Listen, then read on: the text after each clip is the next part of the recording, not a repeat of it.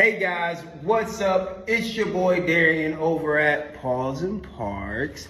And this morning I was asked to make a video on the proper way to hold, handle, and or manipulate a leash to properly give a correction. Now, before we start giving dogs corrections, I personally think it's important to provide the why behind what we're doing, not just how to do what we do, right? Because there's a mental mind frame that we need to be in as dog parents and as dog owners before we even start getting into delivering corrections. And what do I mean by that, guys? Well, first off, you need to understand the theory of dog psychology and training. Number one, guys, dogs are dominant by their very basic nature. What do I mean by that? Now, what do I mean by dogs are dominant by their very basic nature, right? Dogs aren't born to be cowards. Dogs weren't bred to be, right? Through the perception in which they were born in is how they're going to figure out how to dominate their space, right? If they know that they're the weakest link in the group, sometimes they'll dominate the space through submission, right? Or if they're the biggest in the group, sometimes they'll dominate through aggression, or they'll dominate the smart dogs, the labs. They'll dominate by showing you every trick in the book, right? The sit, the down, the paw. You didn't ask for all that stuff, but they're dominating the space because they are very basic, dominant individuals. All right, boom. Now, if dogs are dominant by their very basic nature, and we know that dogs can take charge, they can lead, and they can dominate any space that they want to, right? Well, then that means they need a leader. Point number two. And if we don't lead strong enough, they'll take lead, okay? That's a very important point. Now, I didn't say, hey, break your dog, be a drunk stepdad, just give corrections and don't understand the personality of the dog. But what I did say is dogs need leaders. They need leaders, okay? Point number three, dogs are very physical in their world. They learn through physicality and repetition, okay? The dog's mother grabbed it by the nape of the neck, growled, and shook it when disciplined. She also grabbed the puppy by the nape of the neck, picked it up, and moved it around from place to place. What does this mean? What does that mean? That means, guys, that before this domestication of dogs, dogs were born in caves, hollow logs, dens, right? Holes in the ground. Let's imagine there's a hole in the ground right here, right? The little puppy's in the hole with all his little litter friends, right? And I know you've seen Nat Geo. I know you've seen the Discovery Channel, right? When that puppy comes out of that hole, mom's ears poke up like this. What the hell? She's running across the field, right? She grabs that puppy by the nape of the neck. And she brings it back in the hole, rinse and repeat, right? So guys, this is why we use things like slip leads, like training collars, like prong collars, because dogs communicate instinctually through the back of the neck. That's why we do it, right? Now, I don't expect from the neck, and she brings it back in the hole, rinse and repeat, right?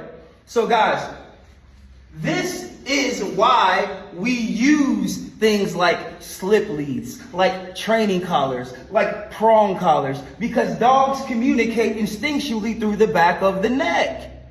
That's why we do it, right? Now, I don't expect you to get your dog, right, and walk around with your dog in your mouth, right? So basic needs.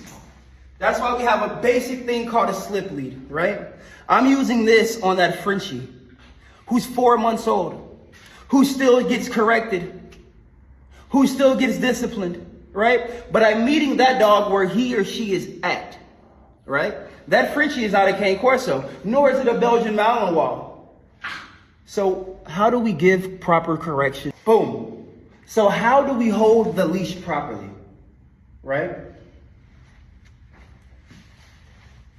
What I teach my family over here at Paws and Parks And we'll get into why dogs should walk on your left-hand side. And we'll get into why you need a nice heavy-duty leather leash versus nylon leashes, right?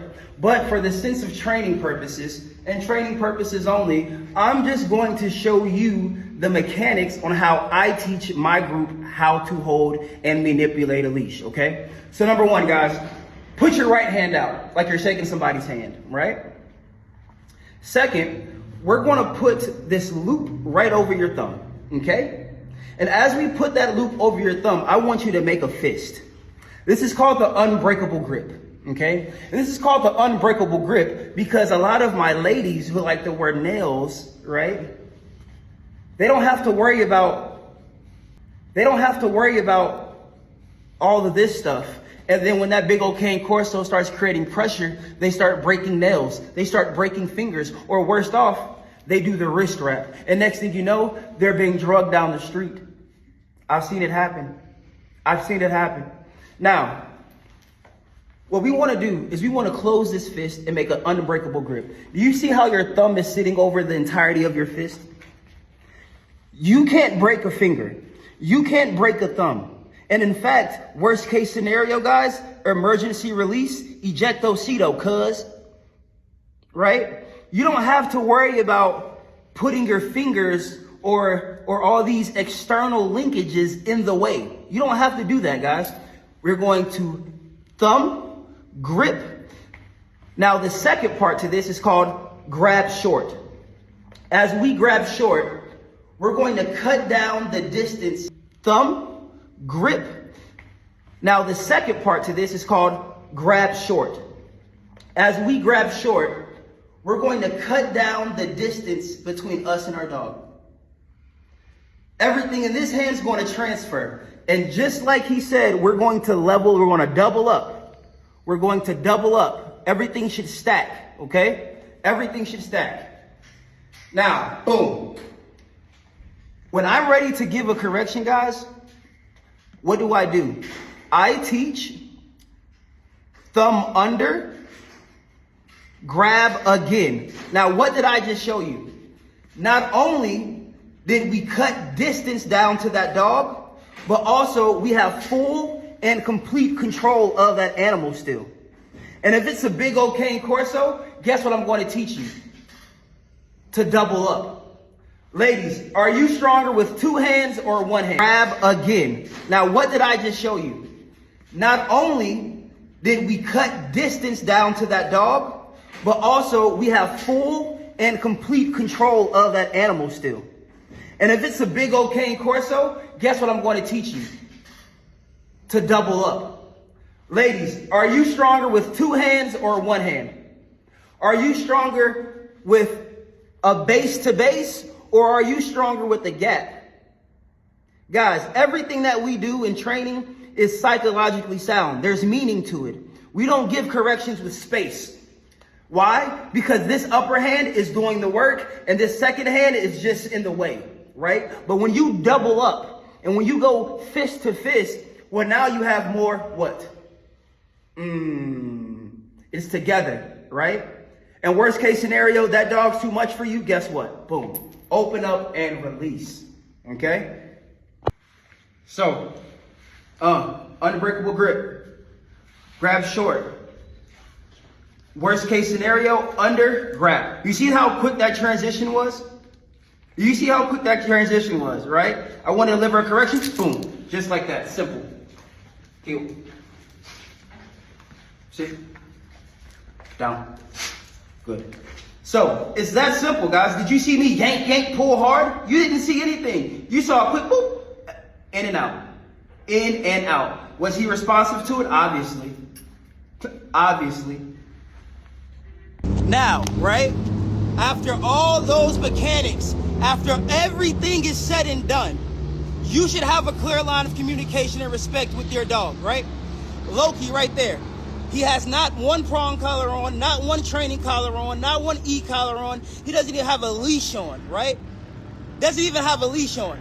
But the difference between being a drunk stepdad delivering corrections all the time versus being a leader.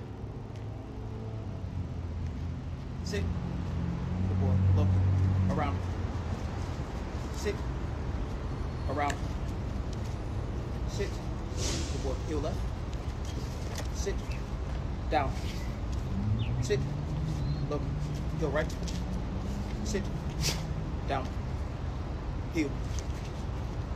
Sit. Around. Sit. Down.